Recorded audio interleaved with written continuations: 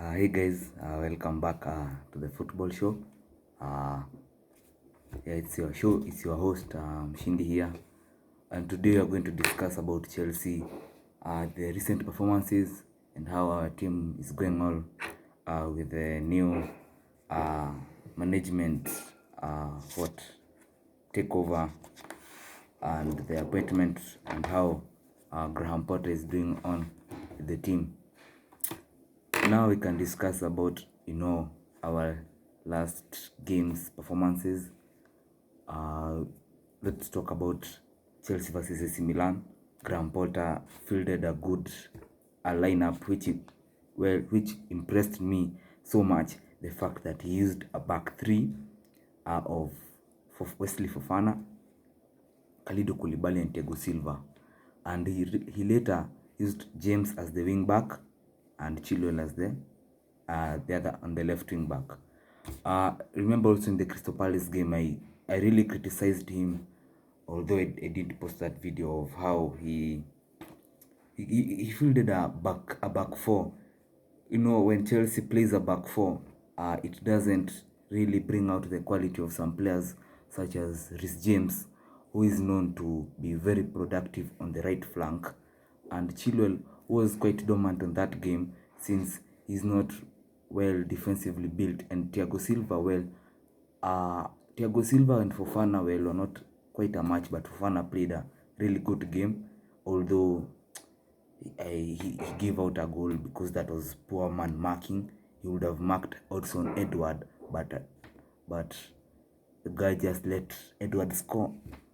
But at least he later came and revived himself against AC Milan. Wow, he's called Wesley Fofana. And Wesley Fofana bagged his first Chelsea goal. First, he bagged at home at Stamford Bridge. And I really liked how he played that game. He was quite confident. Also, Koulibaly, who has been judged recently of his red card against Leeds. He went off.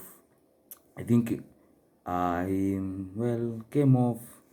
The media bashed him a little, and later now he's playing confidently. I like how he's playing his passes. He's playing his passes thinking. He's playing his passes very well, making good choices of passes. And for me, Koulibaly has started off pretty well, despite his move to a new country, new environment. Yeah, and also let's judge Kepa Arrizabalaga. Kepa has been fantastic for me. Fantastic, pure joy, pure happiness. Just he played in the Crystal Palace game. I really liked one save. He saved for Zaha's shot. He saved right on the bottom right, and this just shows Kepa has really woken up. He has been called by Potter, and he has risen to the occasion and accepted the challenge. Since Edward Mendy's faults, he's lacked confidence in front of goal. He has only kept one clean sheet, and that was the opening day of the Premier League versus Everton. And those are not quite good signs. Also in Europe, we were performing quite badly. We lost against Dinamo Zagreb and we drew with RB Salzburg. Those are not quite good performances. But now, as I can say, we are going on pretty well. We have started good. We haven't lost so many games, although we compared to the season, our starting run, we started off on a very high note. I think in the first 10 Premier League games, Chelsea was on the top of the table. Europe, we were doing quite well, and now because Graham Potter is now in charge, before I used to get quite emotional with coaches, with appointment of new coaches. When Frank Lampard was appointed, I thought his results of being a coach would match of him being a player, but I think we overestimated, but he did quite well. He reached we reached in the FA Cup final that season. We also Tuchel was quite a remarkable appointment. He came middle of the season in January when Lampard was sacked. He revived the team. He also introduced a new system of the back three and also 3-4-3, which now we saw into light the reincarnation of Rhys James and Chilwell as wing backs, solid wing backs, and also Jorginho was a good pivot, and also Kante played well that season, played well box to box. Mason Mount also played so good. Kai Havertz and ZH, also Pulisic at times.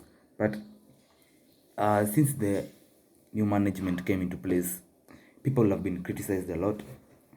Remember, since Todd Boehly took over, there have been he came up with new changes. He let's say maybe I'll be too harsh. He sacked Peter Cech and Marina Granovskaya, who are really who was a Cech was a sporting director and Marina was, I think, a advisor or negotiator of deals. And those two really made one of the best, I say, scouting, since they scouted a new era. Remember, they brought in Timo Werner, Kai Havertz, they brought in Edward Mendy, Thiago Silva at a good negotiable fee. And although now he came in, I think Tuchel wasn't sacked because of the loss to the Dynamo Zagreb. Tuchel was sacked because of his choices, which differed with Todd Boehly's thoughts. Todd Boehly wanted Cristiano Ronaldo. Tuchel didn't want him, and so Todd Boehly saw that he can't play around with somebody like Tuchel. Yet he has the power to sack him, and he waited until maybe Tuchel lost a game and sacked him, and could blame the reason maybe on Ronaldo, on not signing the players he wanted. For me, Tuchel there did a wise thing. We cannot sign somebody who's now struggling on the bench, somebody who's now past his age, his prime time, his goal scoring time is over. Sorry to say Cristiano Ronaldo, but the GOAT is Messi. GOAT is Lionel Messi, obviously the king, LM10, who is shining now at PSG. Also Tuchel that time, his games, we lacked that, that spark. We lacked that spark. Because I was watching our games, you could see that we were fielding many passes. You could do many passes, like 100 passes, without doing one attempt, even one shot at goal. Although at least to go off target, we wouldn't do, like we were doing 100 passes, no attempt, just passes and movement of players. There were no movements, I would see, no movements. And so also now players under Tuchel also some weren't some last season were, I can say, were quite angry with him. They were disappointed, like Chalobah. Remember Chalobah had a fight with Tuchel, which was hidden, but you could see since Chalobah this season wasn't starting games. Also Pulisic, also they had a fight with, they had a wrangle with Tuchel. He wrote in his biography, you should read, that he expected him to play the same the way they had a tight relationship at Dortmund, and yet at Chelsea now they had their relationship yani in Swahili they say mchanga iliingia kitumbua.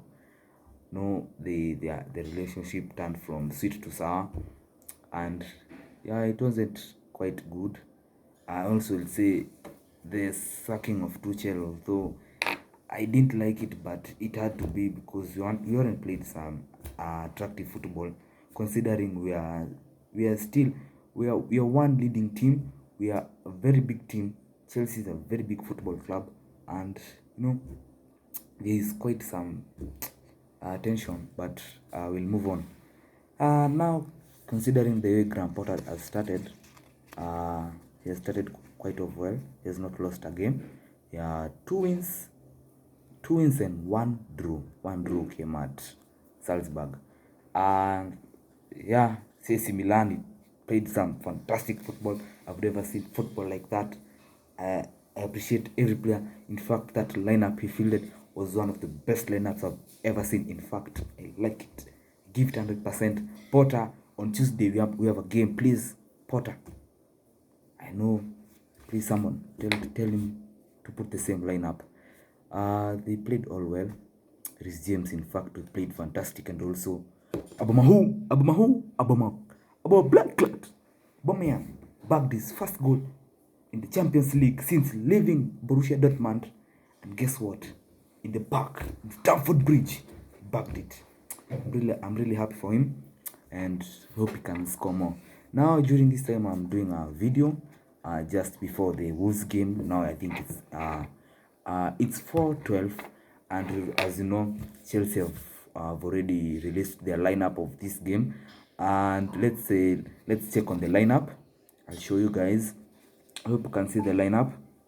That's our lineup against Wolves. Kepa has been rewarded another chance because of his fantastic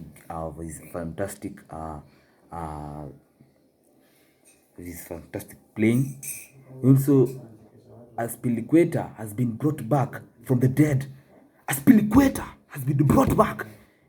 I thought this guy was gone, but he's back now. And you can see the system is back to a back four. And apparently, his play Kalidu. Thiago Silva has now been given a rest. You can play, we see Kalidu. He has also played Chalobah. Who in Chalobah, he said he was also recognized. He recognized his how Kalidu plays, how Chalobah plays in midfield, and really appreciated him. Now he's putting him on the defense. And also Marc Cucurella, who I really criticize him because I think he's quite overrated. He's quite overrated for me. And also he has introduced Jorginho. Oh my God, what can I say about Jorginho? Really, sometimes he plays. Sometimes may be good, sometimes may be bad. But Jorginho, well, he makes the momentum of the game was, he plays quite a slow game compared to the likes of Loftus-Cheek.